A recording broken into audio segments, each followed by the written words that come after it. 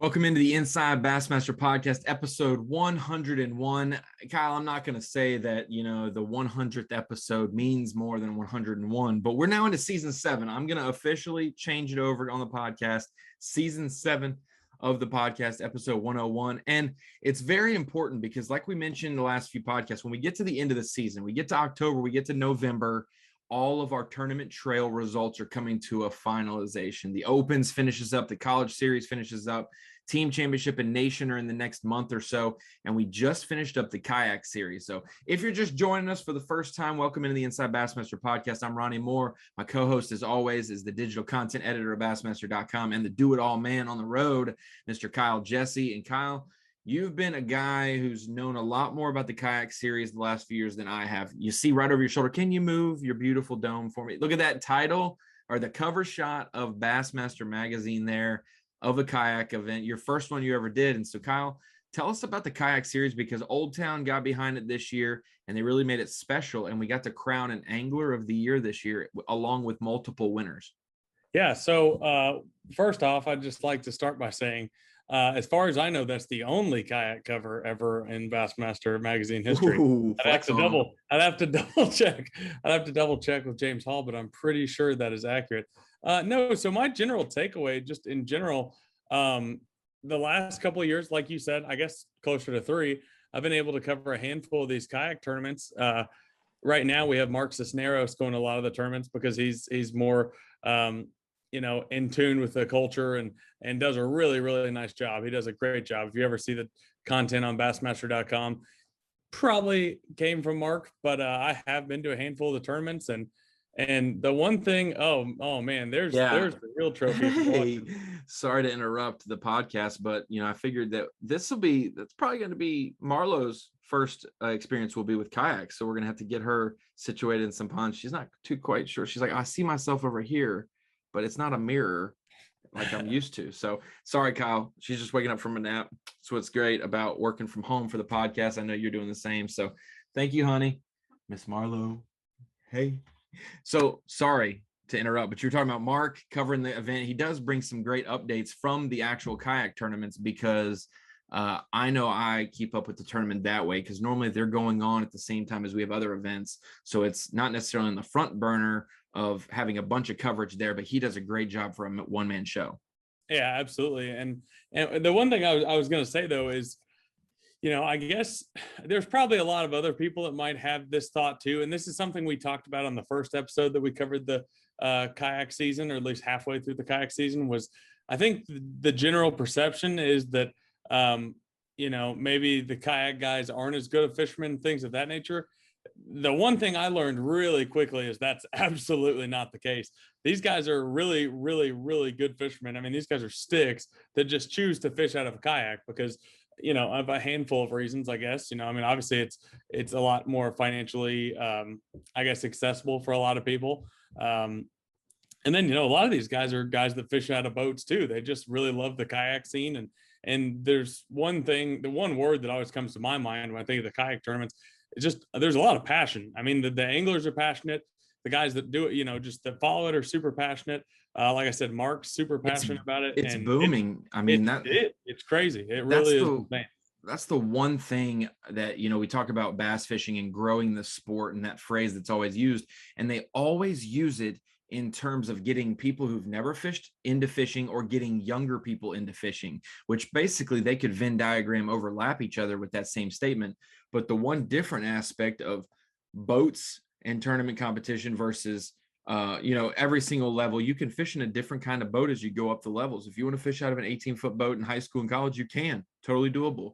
And then you step up, then you make the Elite Series. And we still see guys fishing their way out of aluminum boats. But the Kayak Series is a huge way that kind of got a big shot in the arm for the sport in terms of getting people involved. And like you said, there's different reasons these guys do it. They're great anglers, but let me list off at least the top 5 in Angler of the Year. I'll list off the top 10, but I know the top 5 guys specifically.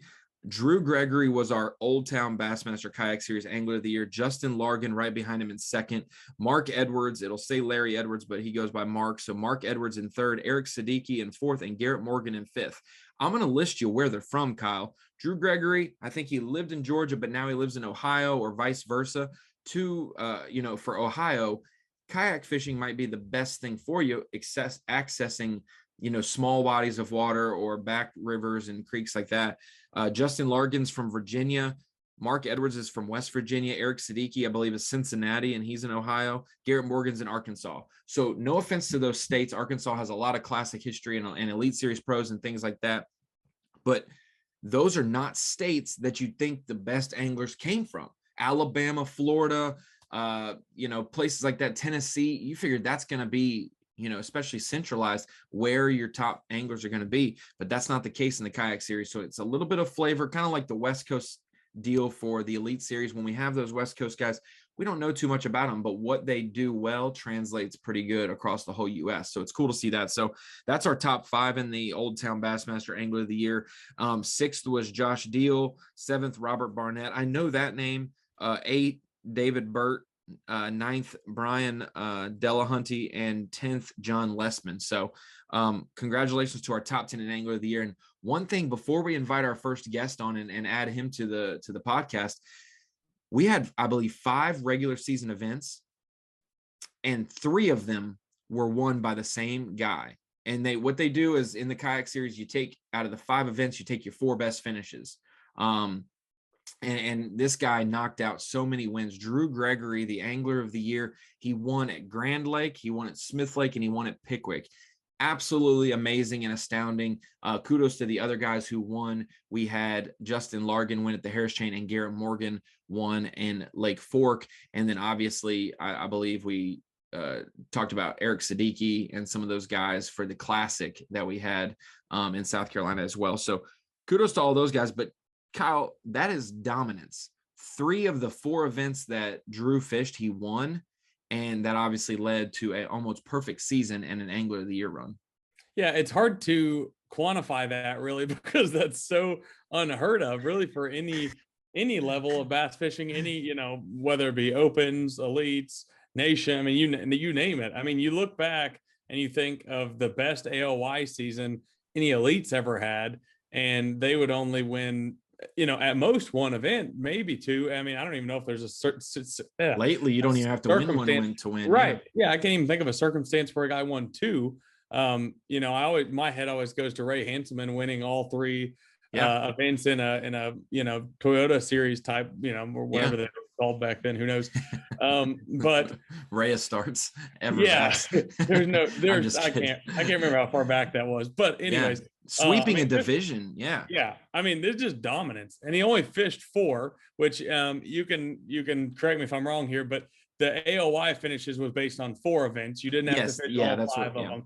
So like if you weren't able to the first one, right, or if you fished 5, it still went off of your best 4 finishes. So that's something that we talked to Drew about, the original podcast we had going over the kayak series and things. But I mean, like I said, it's hard to even quantify how dominant that is, because 3 of the 4 tournaments he won. So I mean, it's pretty impressive, and I can't wait to talk to him more about it. It's super funny that you say the word quantify and quantified, because we had our inaugural sport fishing championship season, which is a saltwater tournament trail for marlin fishing. And I got to cover that this year. And the champions who won the top prize for team of the year there was Team Quantified. And they won like 3 out of their 5 events. And then they got like a 7th. It was like absolutely astounding.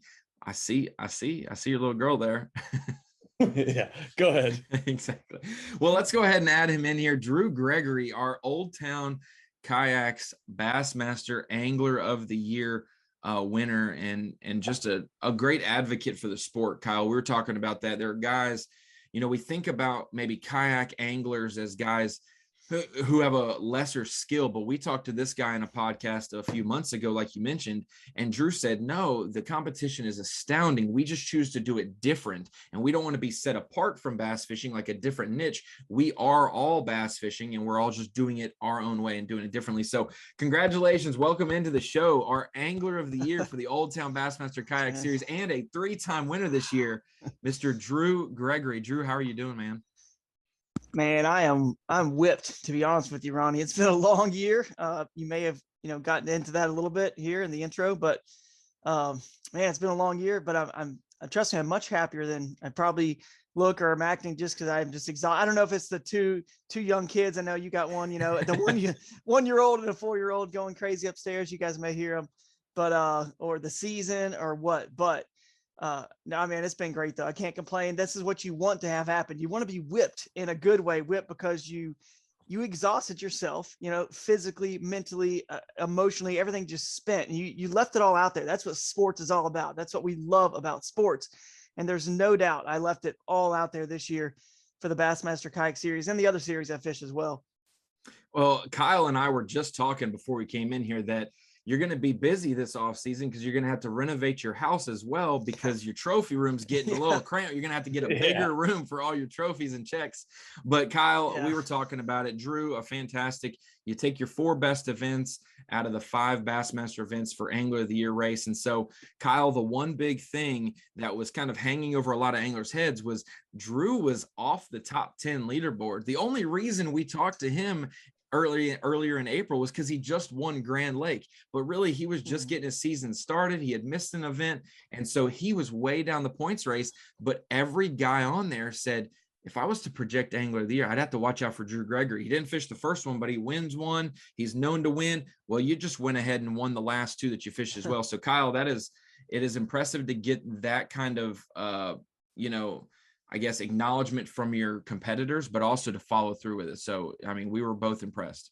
Yeah, no doubt. I mean, literally, I started grinning when you said that because I forgot that it happened. But when we talked to the 3 or 4 other guys we talked to in the original podcast, every single one of them mentioned that. And here we are several months later, and that came true after a just completely dominating year, Drew. Congratulations on that. Yeah, thanks, guys. I tell you what, Ronnie, I love what you do. I watch everything you do. You too, Kyle. But Ronnie, you're out there. You're in the front of the screen of knowledge. I've rarely ever heard you make a mistake, like a factual mistake.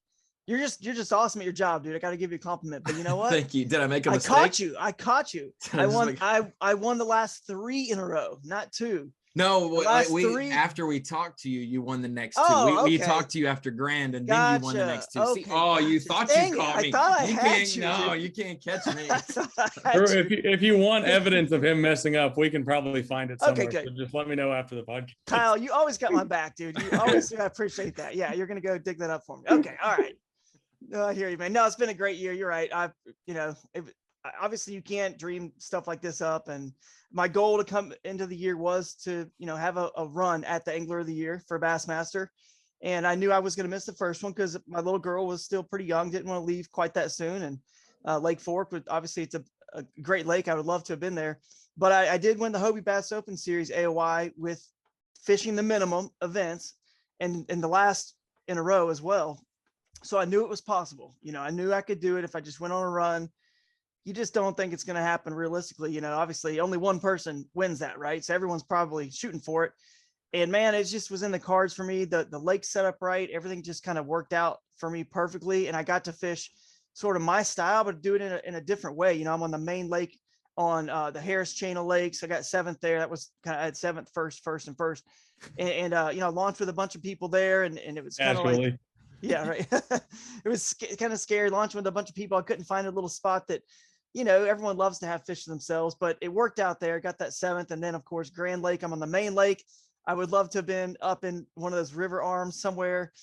Couldn't find the fish there, even though I love doing that. You got to go where the winning fish are. If you're in a tournament, you still have to kind of do that. And then of course, these last 2, I was in more little creek and moving water scenarios where I prefer to be. It just kind of worked out, guys. I don't know what to say. Just kind of shrugging the shoulders, doing the Jordan thing. Like, I don't know, man. Like, what do you say? Oh, Ronnie, I got a question real quick. I mean, because this is something I wanted to get to.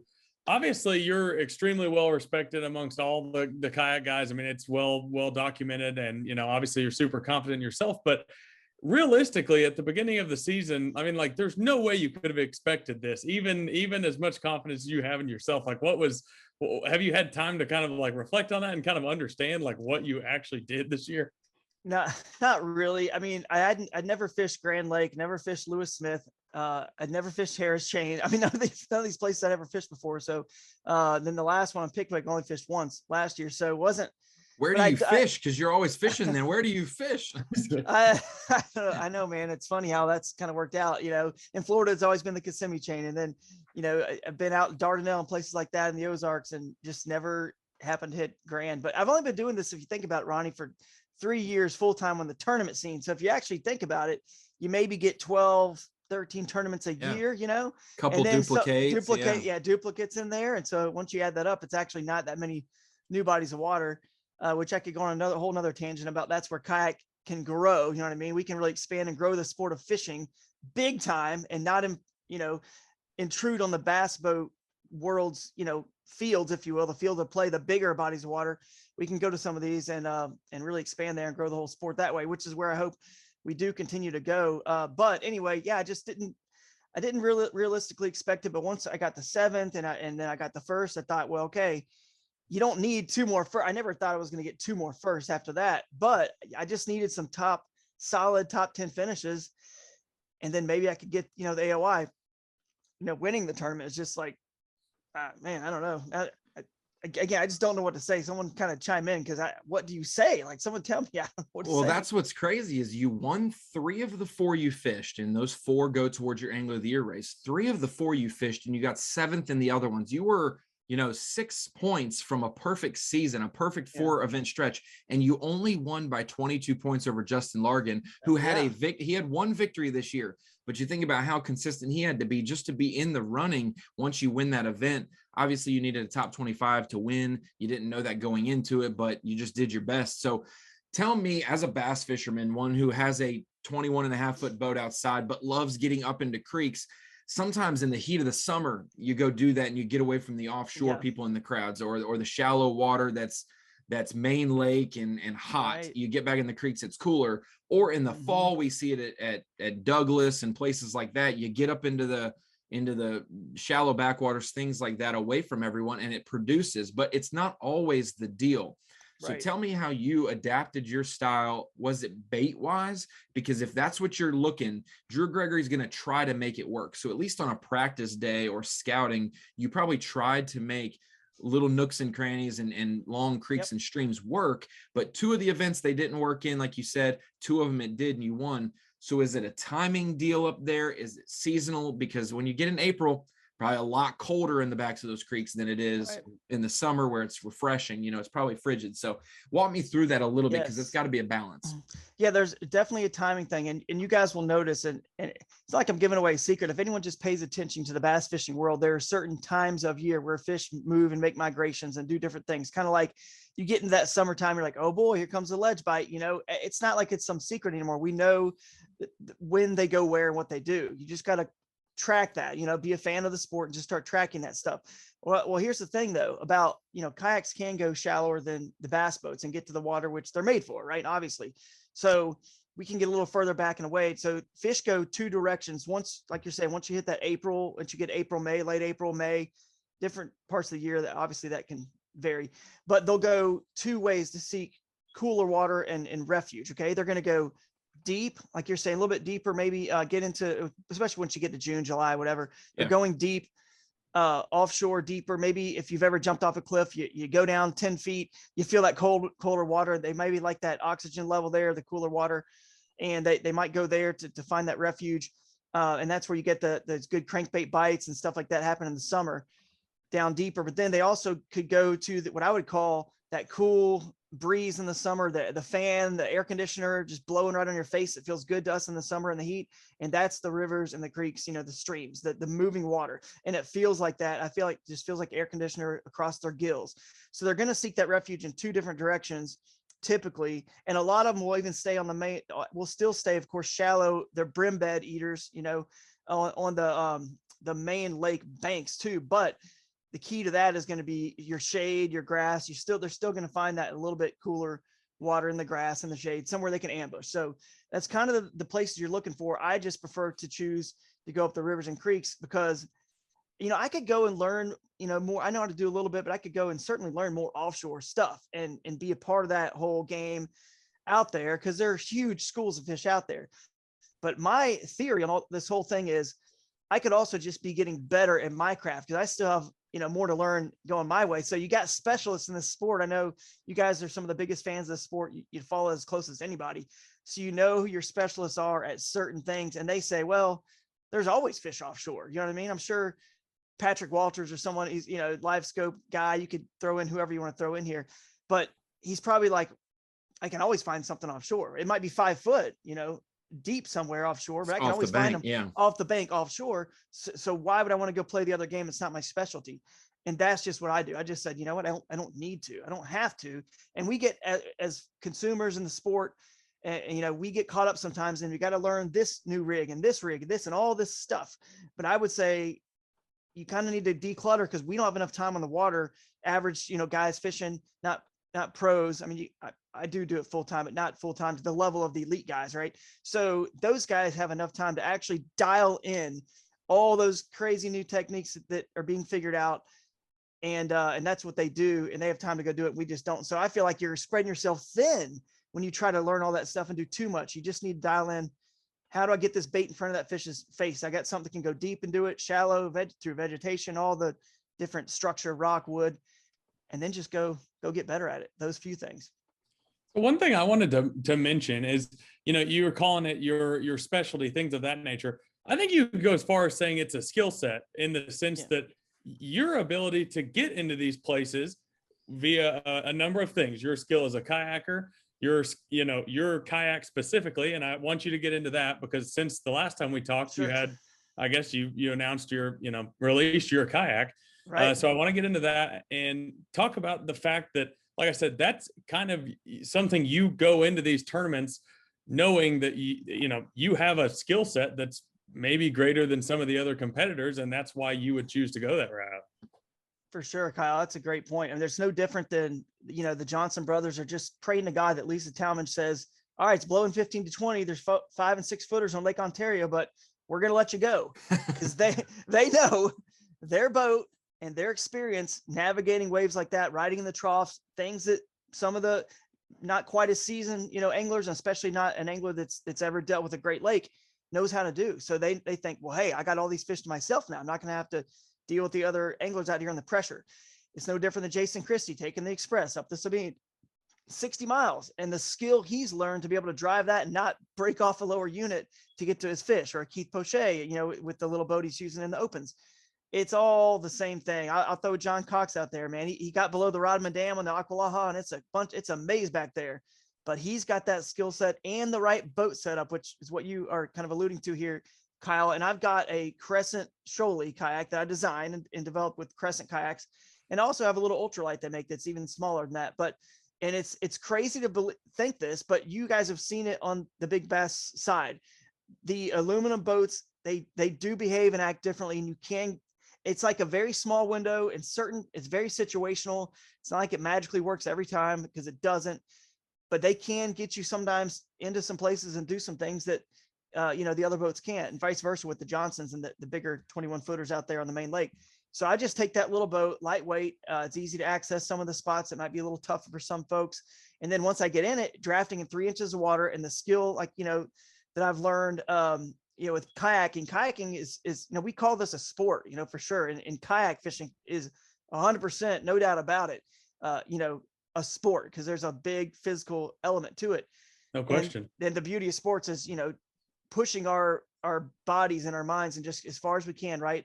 And one time I saw my former employer, Eric Jackson, go up a class 2 and 3 rapid, and he did not get out of his kayak. And he's a world champion whitewater kayak. So let's just lay that out there so everyone knows. Yeah, do not try this at home. Yeah. Me and Ronnie could not do that. Exactly. And I said to myself, oh my goodness, dude, that is unreal. He just did that. I've got to get better. I never once, thought and complained, about the rules or whatever, that we got to stay in our kayaks, and that's not fair that he can do that and I can't, because that's sports, man. Like, he trained to get there. It's not like he just woke up or, came out of the womb doing that. He trained himself to do that. He got strength, just like Jason Christie trained himself to be able to navigate that boat all the way up the Sabine. And I trained myself to be able to get around and under obstacles and through places and stay in my kayak and within the rules to be able to get to some place. And now it doesn't always work. I think, Pochet's mentioned that when he's spent days and weeks trying to figure out ways to get his boat places and does. And it's unfortunately, it doesn't work more often than not, but there are certain times of the year we've already covered certain situations. And there's certain times of the year where the bite just gets tough all over the whole lake.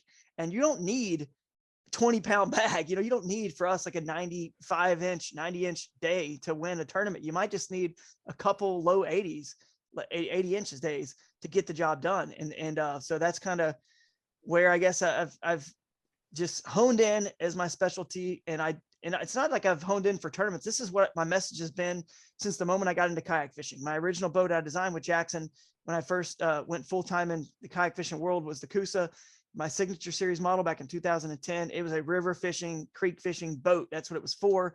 And that's the whole reason I got into the kayak to begin with, because we can get to a lot of the water, obviously, like electric only lakes and small bodies of water, and up the rivers and creeks where the bass boat stops. That's where kayak begins in my mind. But the beauty of the kayak is its diversity, because we can throw 2 or 3 graphs on there. People are doing it. We can throw Panoptics and 360 and everything else on there, trolling motors.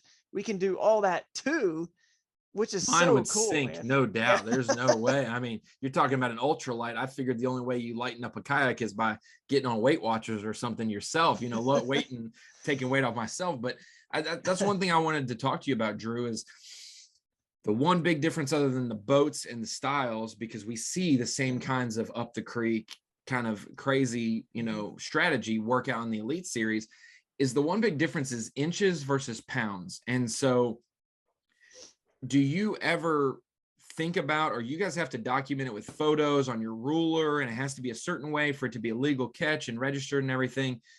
Do you ever think about, I had like a 27-pound day today, I had a 22-pound day today, because it's in inches. And so tell the viewers at home, Grand Lake, Smith Lake, Pickwick, all the winning inches per day. I see the standings that a lot of friends post, and Right. they had 112.75 inches today.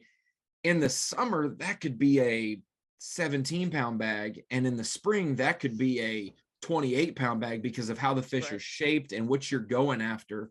And so tell me a little bit about what your fish weighed this year to get it done, because inches it's fine, but I just don't ever think of, I don't even put them on a ruler if they're 5-pounders, but you guys have to put them on the ruler. So I don't even know what a 5-pounder inches wise would be for me most of the time. Yeah, that's a good question. That's one thing that I believe can really help the mainstream bass fishing world understand our sport a little bit better, is that when they start kind of understanding what 80 inches is, 85, 90, 95, and so forth. And off the top of my head, I'm kind of drawing a blank, but I'll get close enough for you guys here. Yeah, I'm sure. That's fine. So like around once you get around like 90 inches, you're looking at like maybe 17, 18 pounds. 95 might be hitting that 23 pounds, something like that.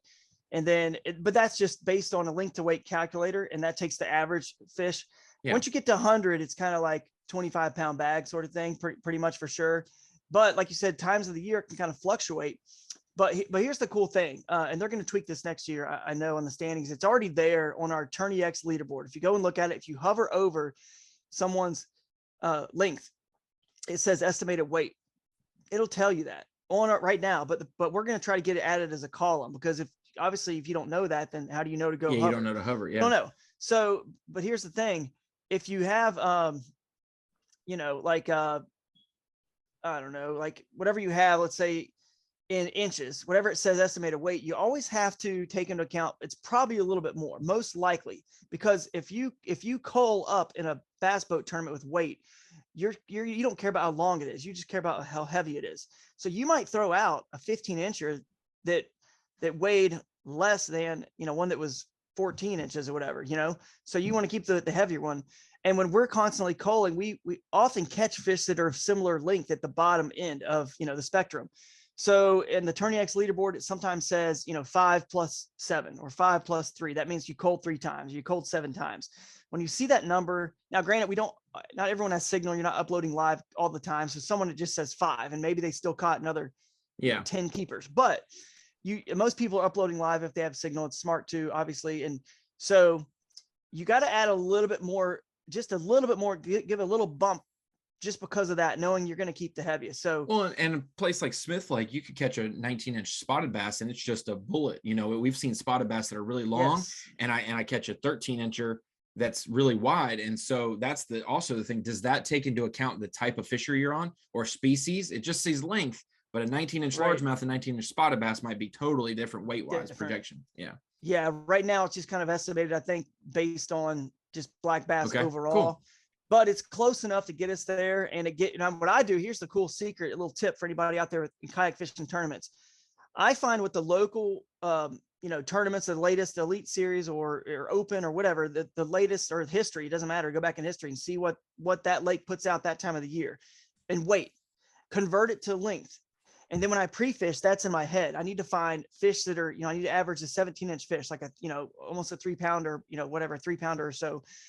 I need to average that to be on winning fish. So that's how I know to keep moving, or I found something good, and at Pickwick, for example, I saw some fish that were in that, 3-pound range and caught some. And I was like, okay, it's summer, late summer, I guess, or early fall. And it's probably going to be good enough fish to get this AOI done if I just can catch, 5 a day.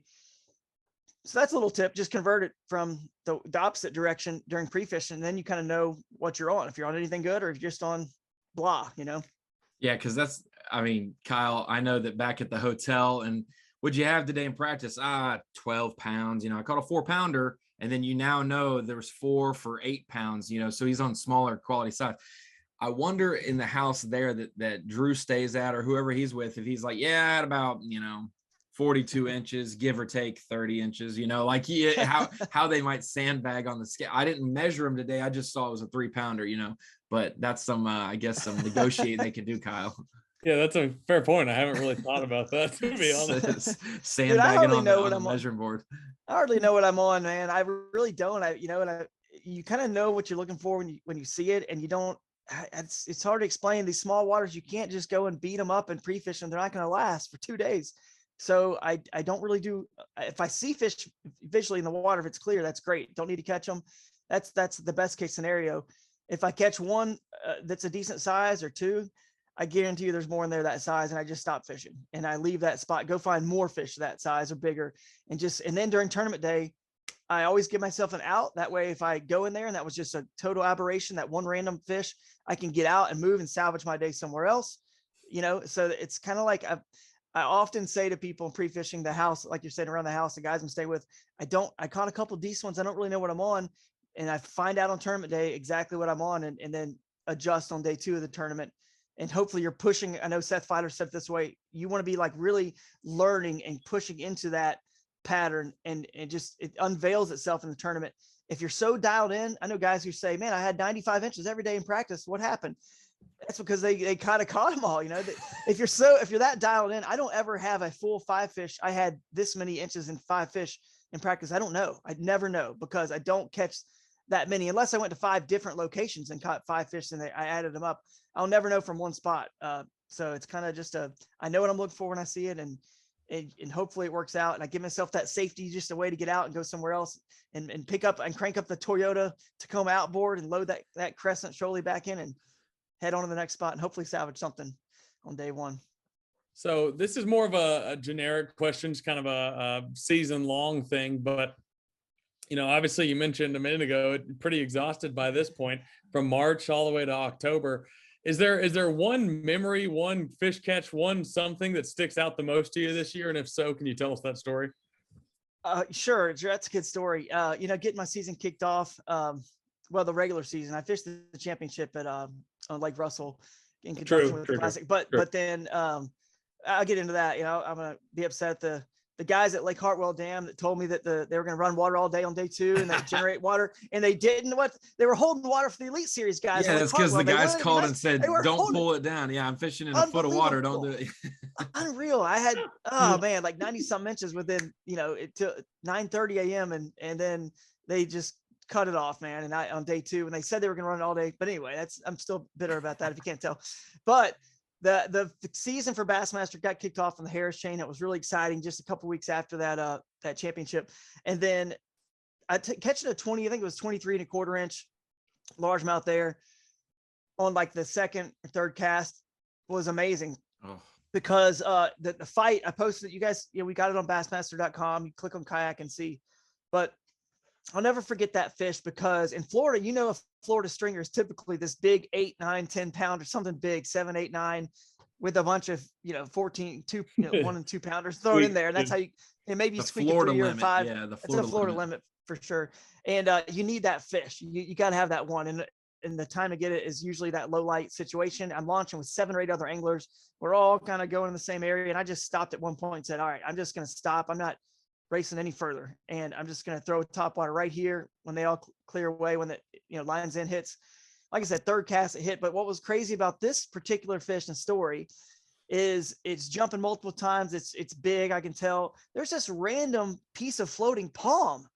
It's like a palm root, right next to me. I don't think much about it until all that fish starts getting very close to it. And I've got 30-pound braid, and I've got, it's on treble hooks, but it's like a top bar, like a Chapo plopper bait. I can't remember which one I had at the time. Might have been a plopper, but I don't want to horse it because I'm just afraid of this thing just coming. I don't want to horse it too much. And I'm like, I'm just going to let it just kind of, I'm thumbing the spool a little bit. Like, it'll get close. There's no way it's going to get caught up in that thing. Right. I'm going to kind of keep working it. And sure enough, it gets hung in that entire clump, and I'm grabbing the whole clump, the fish, everything just over here. And I just kind of lift it all in together, go back and watch the video. And as soon as I bring it, this massive chunk in there, the bait just falls out of its mouth. And I'm like, oh my goodness, it just fell right out. Like, and I'm just like, thank you, God. Like, thank you, God. Like, that is, meant to be. And honestly, that's how many inches of an upgrade that is from a 13, 14 inch fish. Nine I would have to inches. 23. Yeah. I mean, that could potentially be, that's 20 like points. you said, AOI, whatever, everything it kind of can relate. It's like the Elite Series. It can all relate back to one fish catch. Polinick doesn't catch a fish on day 2 at lacrosse. He's probably not your AOI. I don't know for sure, but he probably isn't, right? He would have been trapped out. Yeah. We don't know how everybody else would have fished after that, but I mean, if he would have been trapped out of the cut, that's never what you want. And so there are always those moments, and it's whether it's like your first fish of the season or your last fish of the season. We always put pressure on ourselves for the Pickwick events of the world, but those first few catches at the Harris chain mean just as much because they got you off to a good start. Every decision after that fish was made with that fish in mind, and every event after Harris chain was with that 7th in mind. So you lose one fish, you just don't know what the rest of the season entails because you're going to fish every day differently probably than you would have with that in mind. So that's what's cool about our sport. It's not like basketball where you erase it and it's 5-on-5 again the next day and you're just trying to beat that team. It's every decision each day affects your confidence, it affects your pattern, it affects your decision making, and that's all that we have. Everyone can cast, everyone can skip, everyone can land fish, but it's what happens here that really makes the difference. So true, man. So true. I do want to talk about one thing before we let you go, Drew, because we ended the season and it was kind of different. I was like, Kyle, when are we going to do this podcast with Drew Gregory since he won Pickwick? And then he's like, didn't you see? And I was like, no. And he's like, there's a possible DQ appeal process for Drew. You don't have to get specific with certain things or different things. You've navigated perfectly, but I want to more talk about the sanctity of it, how you appreciated that aspect of it, how it's needed in the sport, but also how you handled that, because the fact of the matter is you fish a certain way, whether it was a righteous protest or an unrighteous protest in terms of jealousy or just they thought you broke a rule and it was just they had to do it, that kind of deal. And then how the process went so that you were able to then share your side of it and then to get declared the champion, which was important because that you don't win one, you don't win the other. No doubt about it. And it's a great topic. And in the end, I just want a lot of positive to come from the whole situation because, obviously, a little bit of a high profile name in the sport, been doing this for a while and had some success. So it's just God's way of even just shedding a big positive and getting this whole situation out here so people can understand how legitimate our sport is. I really feel like it, these rare things with the lead and the walleye and all that stuff is so much rarer than, I think we feel like it really is. Like they're very, especially when you get to this high level with the, Bassmaster and whatnot. Even in the kayak series where weight doesn't matter, we've seen people try to trim tails right. or hide it with their hand. That's why you got to do certain things. So protecting the sanctity of the sport. That's what you were talking about. It is absolutely. It's what this, everyone wants to know that the tournament was legitimate and nothing shady was going on. And there's a lot of ways we do that, with our app, you guys know, the tournament directors know the location, where we're fishing. We check in on the app and it shows you pretty much right where you're putting in. You check in right when you're about to put in, things like that. They always know and ask you where you're putting in, where you're taking out. If you win, if you never finished in the top, you may not know this, but they always confirm these things, because if you did launch somewhere that was not a legal launch, right, you're DQ'd. And it definitely legitimizes, like you're saying, our sport a little bit more when you also know that even on the backside, because I don't want to win if I broke a rule unintentionally. I don't want to be beaten by someone who broke a rule unintentionally. And we all certainly don't want to win if someone is intentionally breaking a rule. And it's very hard. I mean, this whole process, obviously I didn't intentionally break a rule and didn't break a rule at all. But if I had, it would have been 90% of rules are made, Kyle and Drew, with the intent behind it. Right. Do you intend to do this? Do you intend to get information or et cetera? Yeah. So this was in essence like a holding or a pass interference call instead of, like performance enhancing drugs or videoing the other team and their playbook or something that's like true cheating, like the Astros, something like that. So we just got a slap on the wrist. No, that's another topic. I want to stir you up on that. Don't get me started. They need the SMU treatment here and just get the death penalty on that. Right. Go ahead. But I will say, guys, to let everyone know, like it's a difficult process to kind of sit back and kind of hold yourself, and just hold your tongue and just let the process play out. And I had to trust in God and I know Bassmaster has a great process. And so trust me, if you're ever trying to get away with anything, you're not, you are definitely not with this, how in-depth and thorough this process is to prove, what you need to prove to make sure you were cleared. But obviously, people are kind of always, questioning, fishing, is it, how legitimate is this? And trust me, it's just not. It's just very hard when you get success. The only reason to cheat is to have success, to win money. Whatever low point you are in your life where you feel like you got to do that. Obviously people get there and they try it, but how are you going to win when in kayak tournaments, we don't have live stream yet, but how are you going to win after day one, you're in the lead. And now all of a sudden day two, the camera boats are on you. I've got Mark Cisneros sharing my location with them. So you can hopefully come and get pictures of me or camera boat follow me the whole time. How are you going to win now when there are people right there following? You cannot get away with anything. So it's not as easy as people think. I feel very good about our sport. Maybe this is just a way to help get that out there. Like, you're not getting away with anything in the sport, and maybe that helps people feel a little bit better. But it was hard, definitely hard couple of weeks. Had another big tournament in the middle of it, which actually probably ended up being, one of the best things, the Kayak Bass Fishing National Championship. So got back on the water, got my mind off of it. But and hopefully we can all learn too, to not online, just to let Bassmaster do their process. Like when Deflategate was going on, you didn't see Josh Allen and Dak Prescott and whoever else chiming in on social media like, oh, Tom Brady deflating balls. Like they let NFL handle it.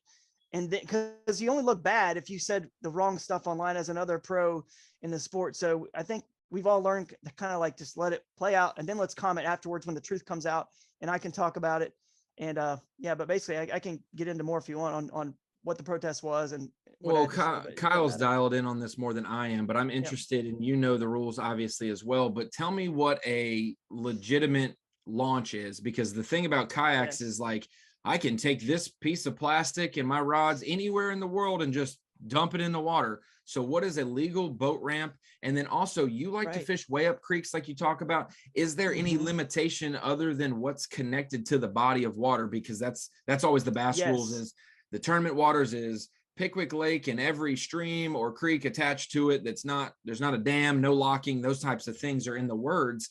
So when you do go up there, what is the legit boat ramp you have to use? Yeah. Are there only a certain number one? And then can you go as far as you want to go? And do you have to be back by a certain time? All these different things. Right. Yeah. Actually, it's pretty cool because the boundaries in essence aren't any different than the elite guys. As far as you can go up those rivers and creeks, they can go as long as they stay in their boat, obviously. So that limits them. But we also have to stay in our boat. But the only difference is because the reason we have kayaks is to not have to launch at one exact launch altogether. That would not make any sense. Like shotgun start.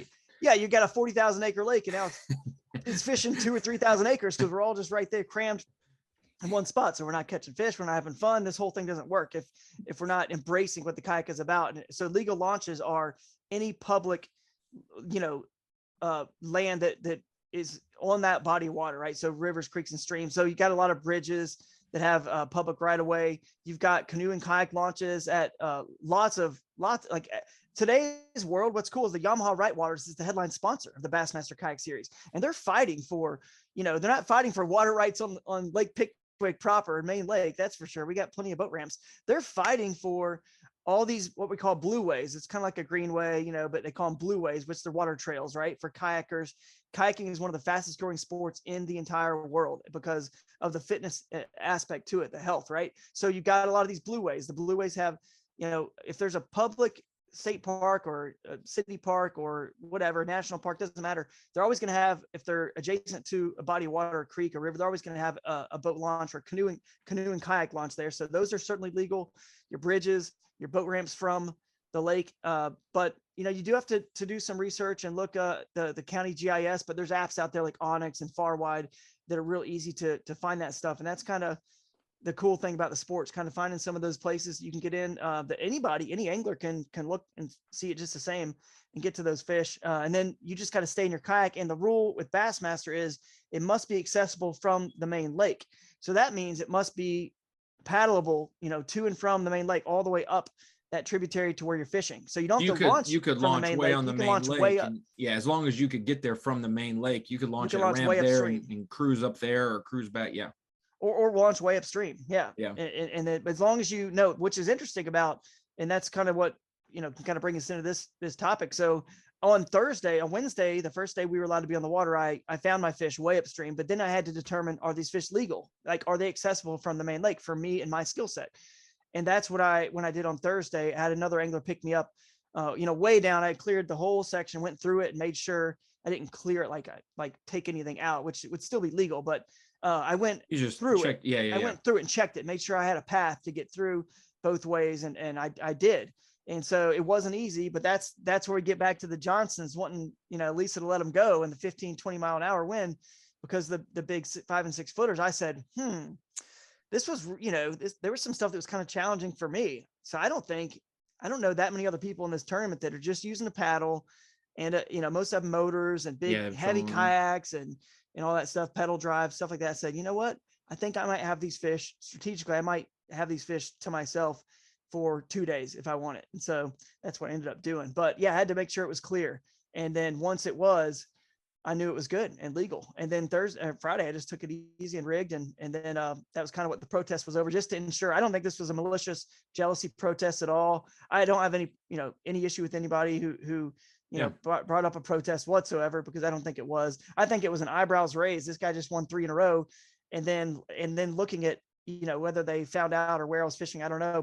But when you see some of the obstacles and you see it from a different eyes, with someone who doesn't do what I do, some of the stuff looks real tough for sure. It looks like it needs to be, it might be impassable, but that's where. Or passable by getting out, which is a rule. Yeah, which is right. Yeah. So I had to go and prove that, and was able to do that with, thankfully I film everything, film with GoPros during the tournament, pre-fishing. I had lots of footage.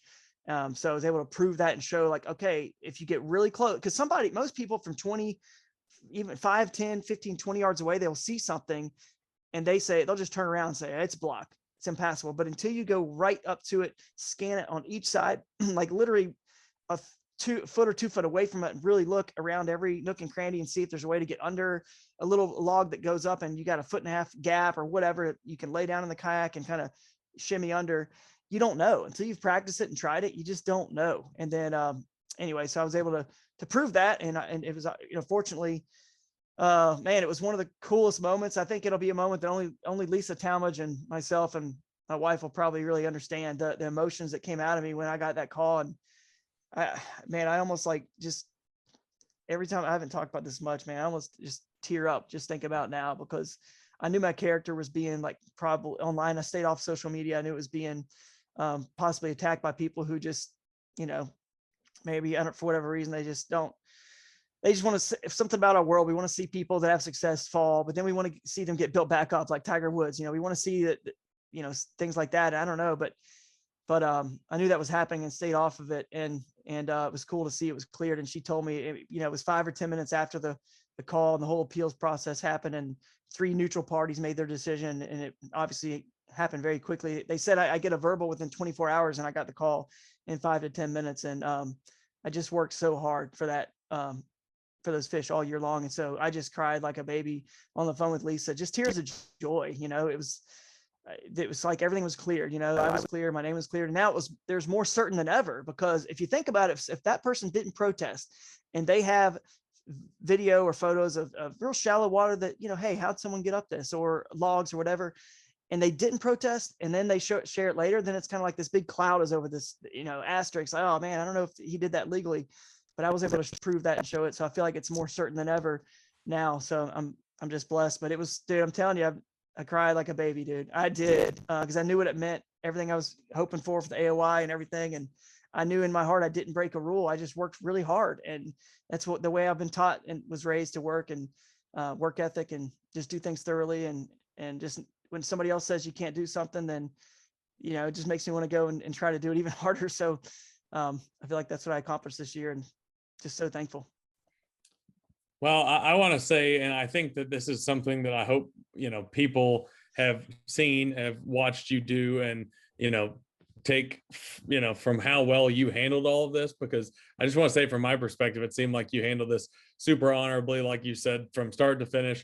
I know that was, I'm sure not an easy thing for anybody to go through, but the way that you handled it, so maturely, and, we're, like you said, the fact that this is even in place is a good thing for the sport. And the fact that you embraced that early on, I think I speak for a lot of people that got to see you handle it the way you did. And like I said, it was a very honorable thing. And, like I said, I hope that people can learn from that moving forward.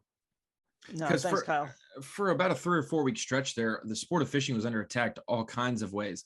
The walleye game that's hung over the bass fishing world is totally different. You have the Red River and everything that happened there with Keith Poche and all the access of water and things, right or wrong, whatever people's opinions were. And then the next week we have the kayak series, and it was crowning the champion. Wait, let's not announce it. There's a protest. Yeah. So it's a couple weeks of turmoil there where we're like, what is the state of our sport in? So it's good to see people who care about the sport enough to do it the right way. And if they're wrong, they'll accept the consequences, but also not be afraid to fight for themselves when they feel like they did it correctly. So that's the big thing. If you're going to do something and you're going to be an extremist in terms of getting to water or catching fish, you better have proof of purchase or proof of life when it comes to that. And you had all of that to your backing. So that's just something I wanted to talk about with you, because it's been a waiting game. We've texted back and forth waiting to do the podcast and wondering, and you were like, hey man, I'd love to do the podcast, but let's just wait until we actually know for sure. And I'm like, hey, that's perfect with me. I'm better than rescinding a podcast later. So Drew, appreciate you, man. What an astounding season. I hope we get to talk to you before next season kicks off as well, but because you'll be the Old Town Kayaks Bassmaster Angler of the Year, reigning champion. You'll be able to, not many times do you ever get to be a reigning champion in something, and you'll be able to do that for a whole entire series of events. So I guess the next thing you have to check off is a kayak classic win, because you've done regular season. Yes. You haven't swept a full season yet. Maybe you'll just improve on your terrible 7th and do that. And then obviously you're get the classic win, and you would have checked the 3 boxes. Yeah, man, that'd be incredible. That really would be amazing. I don't know if that's in the cards, but I'm going to try my best, of course. And in parting words here, I do want to say thank you to Chris Bowes and the whole Bassmaster team. I don't think I've mentioned him yet, but Lisa handled that appeal and the hearing so professionally, and Chris Bowes did as well. Maybe he consulted with Hank Weldon a little bit, I believe, too. So thank all those guys, because all they wanted was the outcome to be the right one. That's all Bassmaster ever wanted. And it doesn't matter who it is, if it's Polinick or Iconelli or any big name, Swindle, it doesn't matter. Drew Gregory, whatever.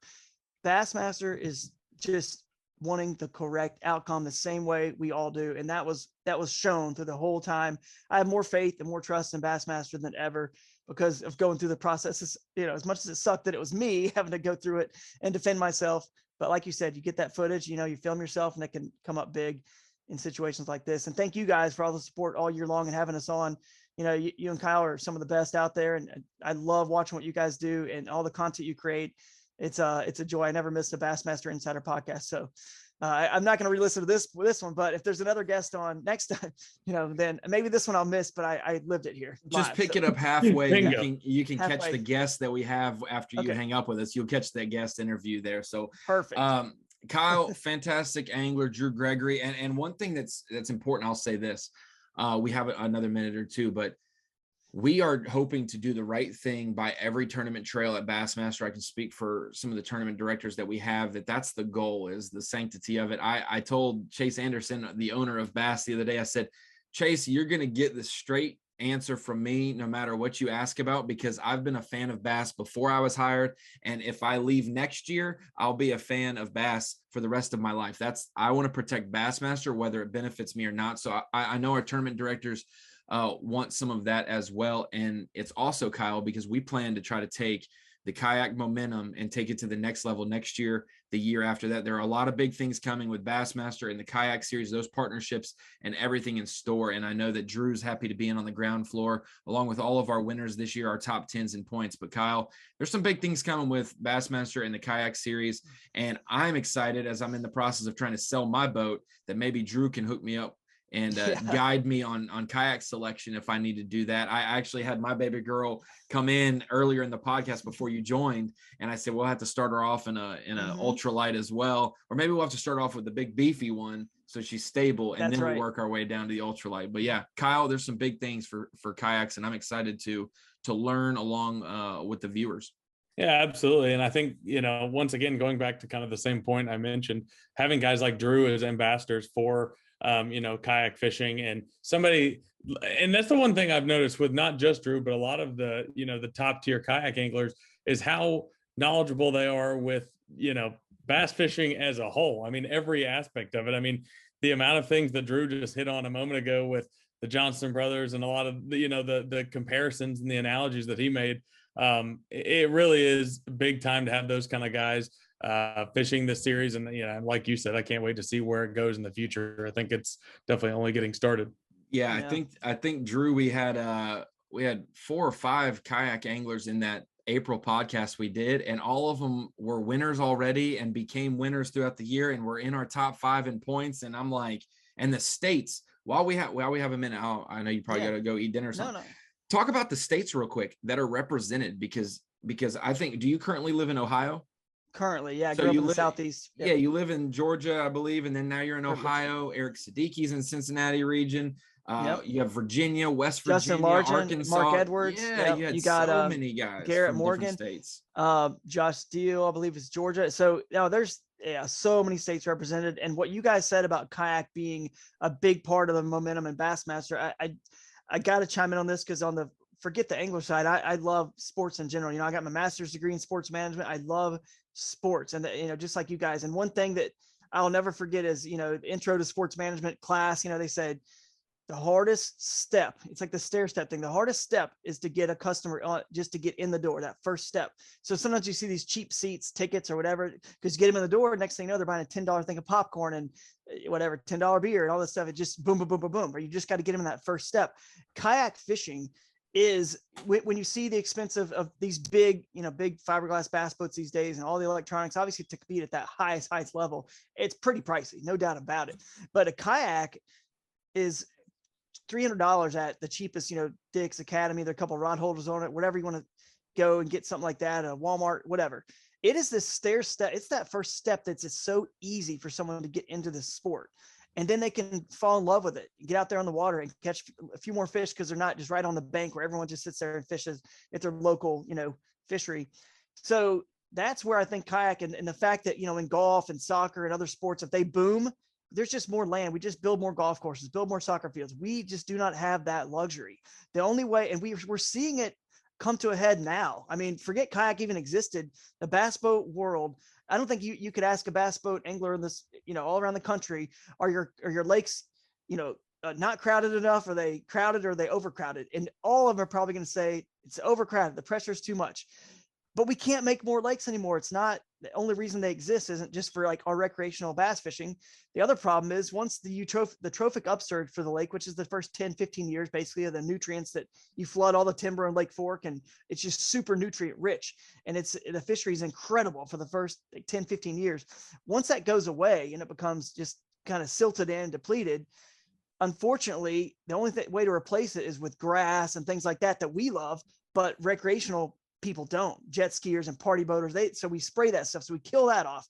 Then the only other way to get it to recreate as an artificial ocean is to add like herring and stuff like that in there in some of these lakes, and then maybe, you know, whether legally or illegally, put fish that live better, like the Alabama spotted bass we're talking about, in open clear water in there to artificial ocean, kind of make it, now it's good again, because that we're kind of chasing our tail constantly, how to keep these fisheries good, because they'll never be as good as that original, like, you know, oh, let's add the F1 fish and this species, and kind of just, we're trying our best. But honestly, guys, it's the best way to do it is just, okay, well, now let's expand. Kayak can get us to go to these other fisheries. You don't need 40,000 acres or 25. You need 8, 10, 15,000 plus the rivers and creeks. And now you got a new tourism department that's into the blue waves and the kayaking and all this. Like, this is incredible. No one's ever approached us before, because every tourism department feels like they live in the most beautiful place on the planet. They all grew up there. Every director for tourism, they all love their little part of the world. And they just love to hear you say, we think your area is that beautiful and we want to show it off to the world. So it's, I'm not saying it's easy to just, you know, they're not just going to write blank checks or anything, but they're excited about having Kayak come, and we still need to go to these big bodies of water. I'm not saying that, but to kind of fill that gap, I feel like that's where Kayak can get. It can be the stair step, and it can also be the growth when there's no more new lakes being built, and not infringing on the bass boat world too much, where we're just constantly at odds and you know, just fishing the main lake stuff with them. And so I'm excited to see where it goes, and that momentum in the future is certainly there with Kayak, especially when we're selling 500,000 to 700,000 a year when you count those, you know, less expensive ones in there. Yeah, for sure. Which is amazing, the numbers. Awesome. Well, All Drew Gregory, our 3-time Bassmaster Kayak Series champion this year in 2022, and our Old Town Kayak Bassmaster Angler of the Year. Kyle, what a great guest to have on. We look forward to talking to Drew soon. Kyle, what a great talk there, and a great conversation with Drew Gregory. Talked about the highs, the lows, everything in between. And we got another guest coming in just a second. We'll add him, but what a season. And it's hard to really reflect on how it could be better. I mean, you can have more fun finishing 10th than maybe first, just because of how the moments you had in there. Some people just want to win and make the money, and that's granted. But for Drew, what a fantastic start to his kayak tournament series after the last few years of getting started. Now to bam, explode like he did. Yeah, no question. And, you know, Drew really is one of those giant figures in the sport of kayak fishing, and just really, honestly, bass fishing in general. So it's I wouldn't necessarily say it's surprising to see him have that kind of success, but it's certainly pretty shocking to see anybody win 3 of the 4 tournaments in a series they fished against the competition that he was fishing against. I mean, like you mentioned earlier in the podcast, just a couple points behind. Yeah. Right. Yeah. I mean, you look at the you know, guys in the top 10, and it's a pile of sticks. I mean, it's a lot of really good anglers that have, you know, proven it over the course of their careers fishing these kayak events. And no, I think really just in general, it's very, very impressive the year that he had. Well, let's talk to another impressive angler that had a great 2022 season. Kyle, we were just talking about it. We just hung up with Drew Gregory, 3 wins out of the 4 events he fished. He wins Angler of the Year. Everyone else in the top 5 had won an event at least at some point, even though the Classic isn't a points event for the Angler of the Year. Eric Siddiqui was one of there. So our top 5 was star-studded, but the only guy who didn't get a tour win this year on the Kayak Series is our guy right now, Mark Edwards. That just goes to show, Kyle, how good of a season he had, that he was in the 3rd in points, had a shot at Angler of the Year, and just didn't win an event. So, Mark, thank you for joining us, representing West Virginia on the Kayak Series. Congratulations on your great year, man.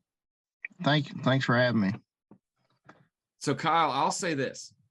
I knew Mark well before the Kayak Series was a thing with Bassmaster, because I think he watches more Bassmaster live than I do, and I watch every minute as I broadcast it. So got an avid angler, Mark Edwards. And Mark, tell us a little bit about your season. A great year, 3rd in points, and really had an opportunity for Angler of the Year. If you could have, you know, maybe one of your worst finishes, which wasn't that bad, just slide up a little bit better and you might have got it done, man. Yeah, the last event I didn't catch a limit, and I knew I had to win it, and I needed help also.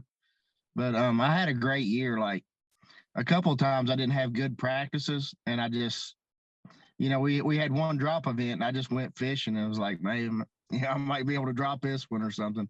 And then I got a few good bites during the tournament because the way it broke down, there was 5 events, and 3 of them was 1-day events, and 2 of them was 2-day events.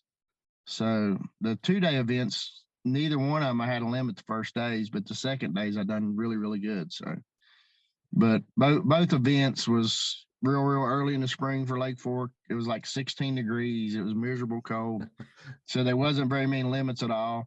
And then the fall at Pickwick, I mean, it was just really tough, but you needed a limit. I mean, in this kayak, and the difference between a boat and a kayak, the boat, you don't actually have to have a limit all the time. Because actually, Turning X has got a little thing there. I don't know if you noticed, but you can click on it and it guesstimates your weight. And actually, for the Pickwick event, I had 28 pounds for 8 fish. So I had the second most weight out of everybody, but I finished 18th because I was too short of a limit. And we always think about it, Kyle. You look at those La Crosse, Wisconsin events where it's 1 pound for 10 spots or 1 pound for 15 spots. The same thing can be for inches for the kayak series. So like you said, if you leave 12 inches, 14 inches off the board with not having a limit, that's a lot of spots, Mark. Yeah, I left 24 inches off. 112-incher would have had me, I think, 8th place. And I really think, I'm not sure if it was 20, maybe 24, 25, two regular keepers, and I'd have finished second. Yeah, but I was on really good fish. I knew I was around winning fish, and I just didn't make the right adjustments the first day. And then the second day, I just figured out how to catch them. I was fishing the river part of Pickwick, and they wasn't pulling no water. And they never turned the turbines on. When they turned the turbines on, it would have been awesome if they had to turn the turbines on. Practice was ridiculous. They had the turbines on every day of practice. And I didn't even get the task there. That's actually a good point. I've actually never thought about that. But, with kayak fishing, like you said, you have to have a limit because, okay, so if you had, 3 fish, but one of them was an 8-pounder, that would be like double as twice as much as, a good one as a 4-pounder. But then you think about inches, you're not going to catch a 40-inch bass. So you can't really make that up in one big fish. I've actually never really considered that, but that really speaks to how much, a limit can help. Yeah, by the calculations, which is not accurate. Every 21-inch fish is not going to be weighed the same. But I had 2 5-pound smallmouths the first day at Pickwick. And then I had a regular 15 and a half, 2-pounder or something. It said I had 12.55 pounds. And I was actually in 34th place with 3 fish. But 12.55 pound, I'd have been way higher, Yeah. And anyway, the next day I had the most inches and I had the most weight. So tell me about that 2-day deal versus 1-day deal. So all Elite Series events are 4 days. We know that, you fish 2 days guaranteed and then you make cuts. What was the deal with 2-day events with it for you? Because obviously it was tough weather conditions in the first one. Is it one of those things where you get better as the day goes on? If it was a 4-day kayak event, you're going to smoke the field. Is it like one of those things where you don't know what you're on and you're still feeling it out and you run out of time and then you explore it the next day even more and you just crush it? Or what is your style like? Well, Lake Fork, I never even practiced, never been there. I got down there 2 days early. Actually, I showed up Wednesday, the first day of official practice, because we actually got official practice too, just 3 days. And I got there Wednesday about midday, and a storm was coming in, like a cold front. And I got there, and I got all the stuff I needed, and I drove around the lake. A lot of times I'll scout because, scout the ramps and areas I looked for on Google Earth, And honestly, I just picked one spot and I looked at some other spots and I said, well, I'm going to probably fish here. But that cold front was coming. They said maybe an ice storm. But the next 2 or 3 days, it got below freezing and they actually shut the town down. I mean, it was like, don't get on the roads. It was Saturday morning. It was 16 degrees. and I never practiced or nothing. So I struggled the first day. I only had one fish, but I had a good fish. And then the next day I started on that point where I, caught it and fished for an hour and never had a bite.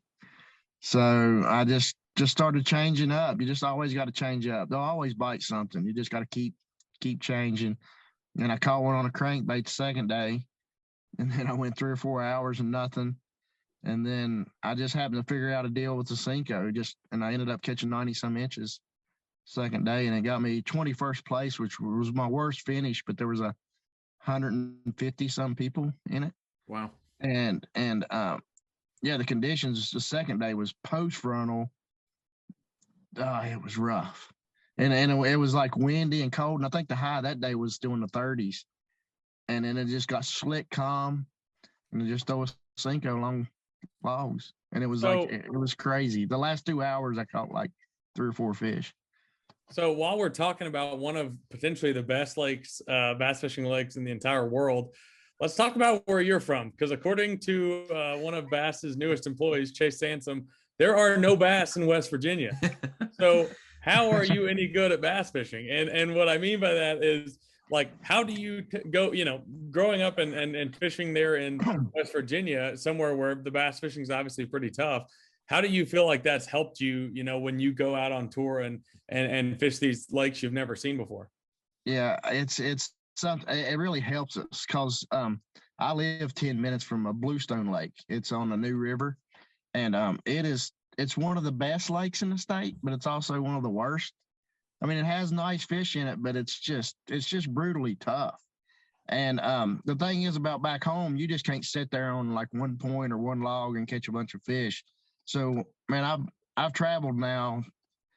I mean, I've always fished, like not home, but since I've been kayak fishing, I've traveled the country, from New York to Iowa to Texas, Oklahoma, everywhere.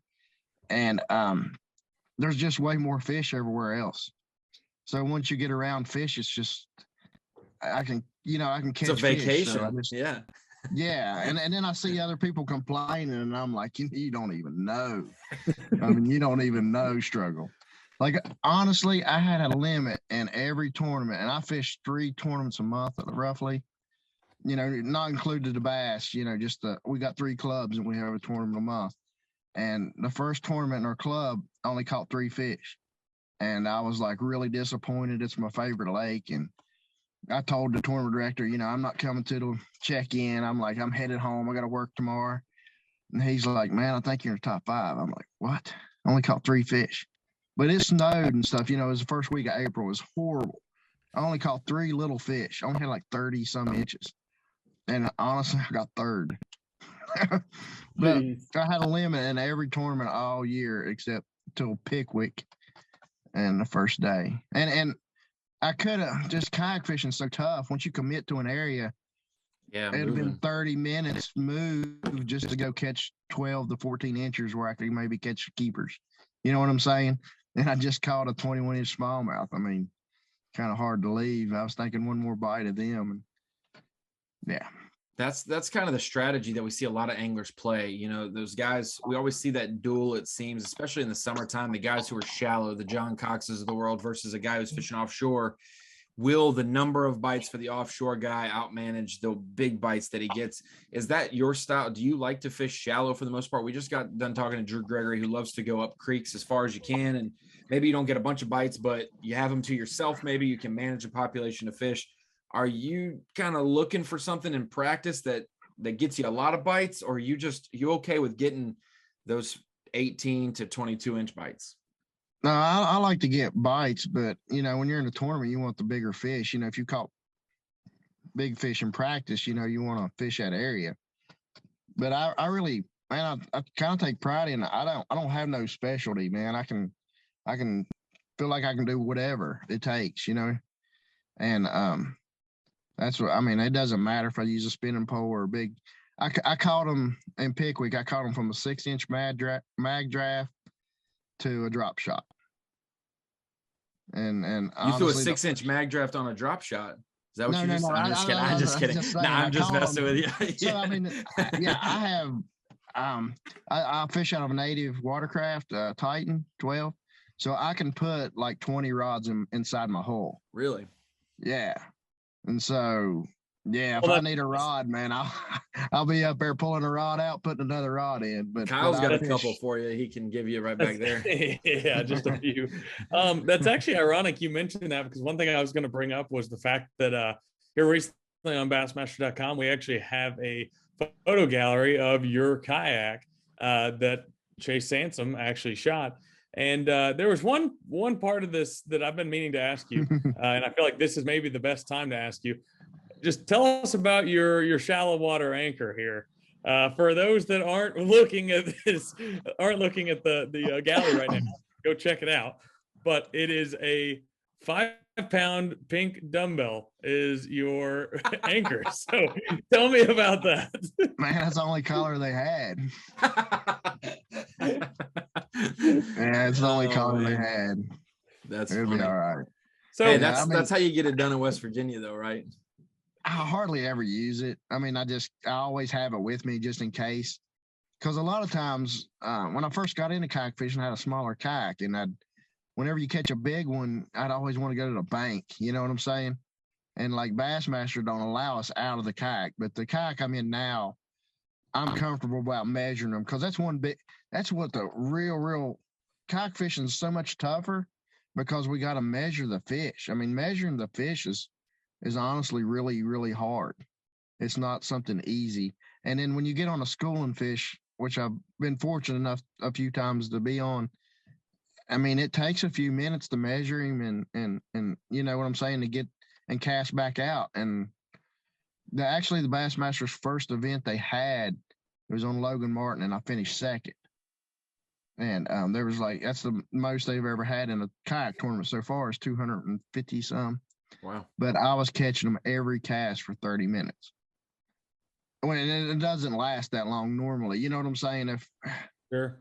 Yeah, it was awesome, but it would take me, and spotted bass is so hard to measure.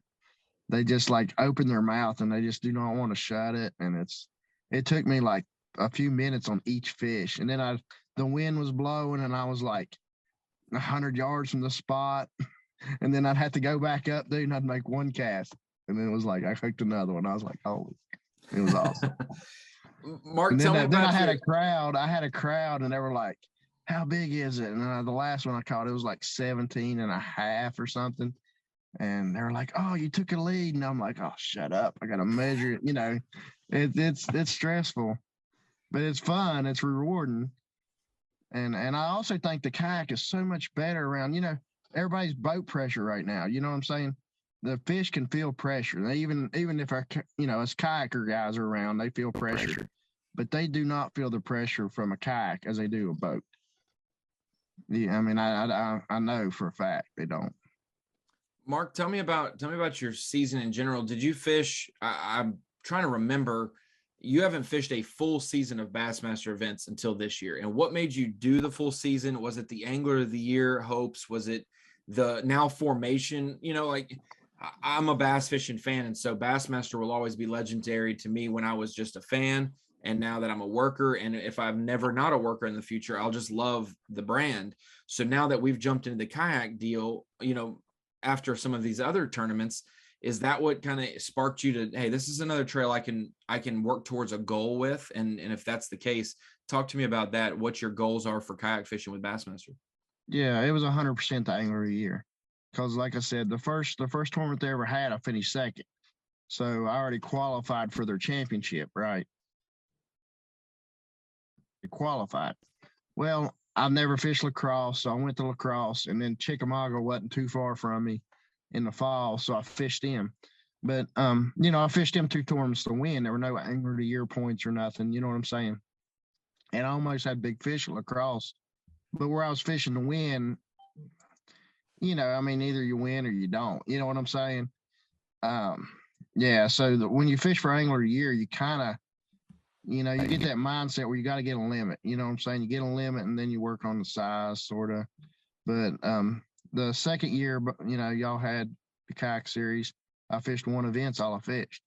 It was Eufaula, Alabama. Never been there, and I was fortunate to get 8th place, which qualified me for the next year's classic. So this year, the Angler of the Year was 100%.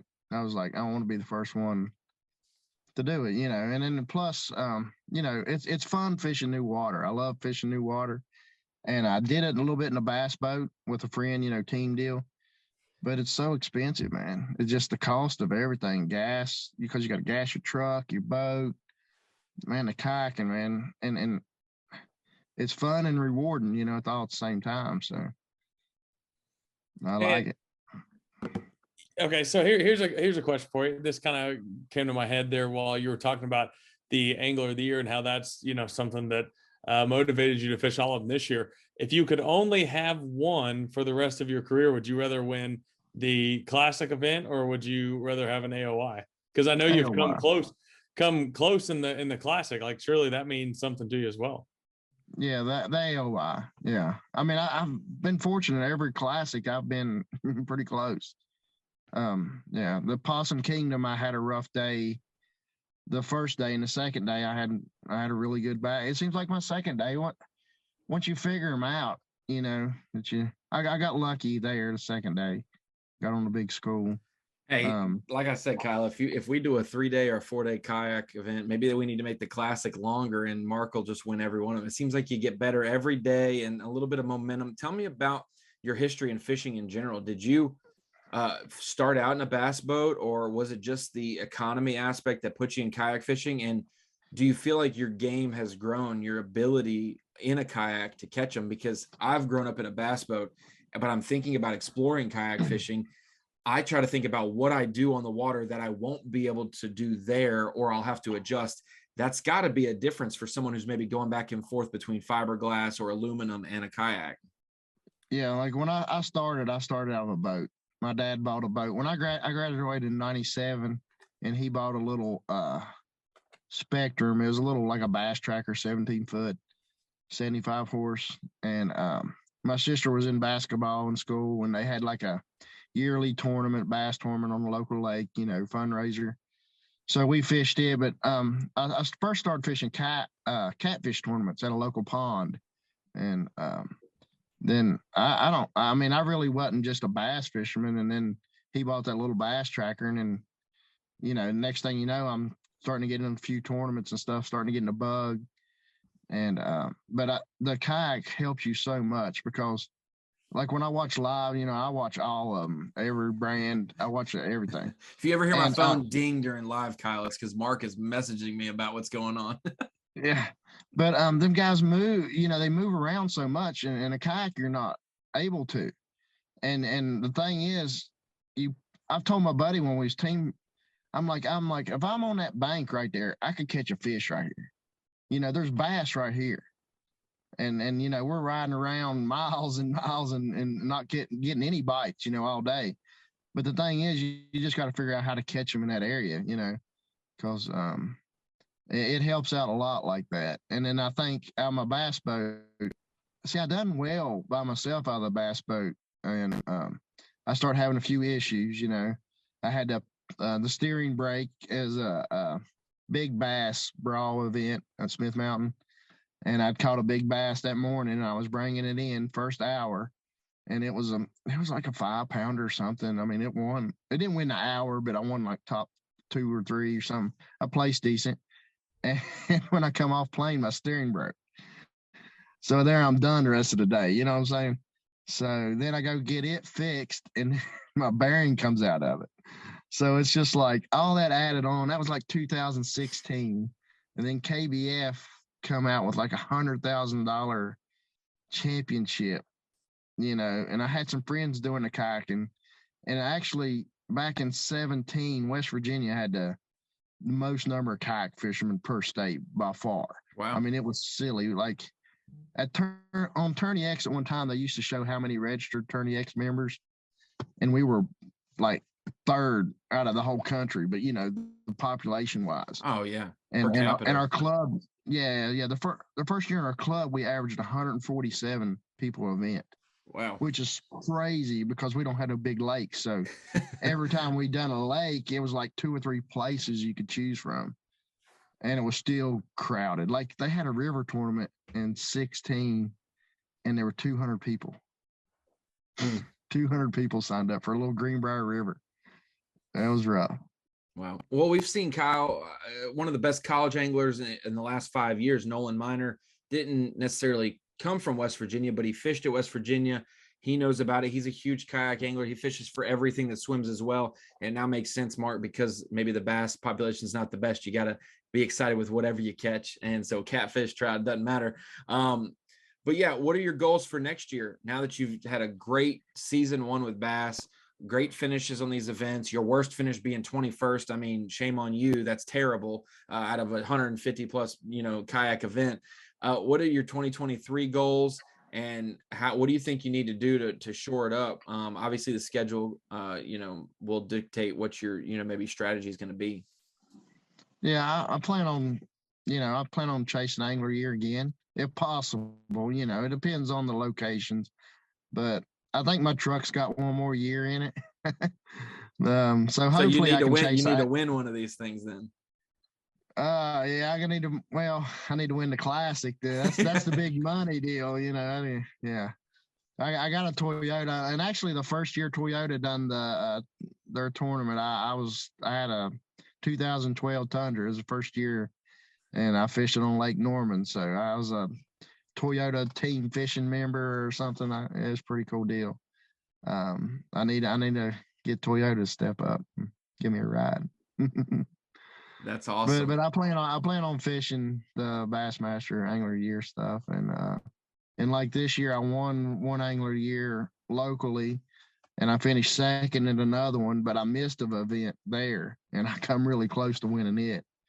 So, and then I was right there at it in the Bassmaster deal. So, and the main thing is when you chase an Angler Year, you got to get limits. You got to catch fish, no matter what. You just can't. You can't do what I did at Pickwick. You can't do what I did at Pickwick and only catch 3 the first day. You can't win it on the first day, but you can lose it. Certainly can. Kyle, has that phrase ever been used before? I don't know. We need to trademark it. Yeah, exactly. I think he stole that from Bass Live for sure. Kyle, do you have anything for Mark before we let him go?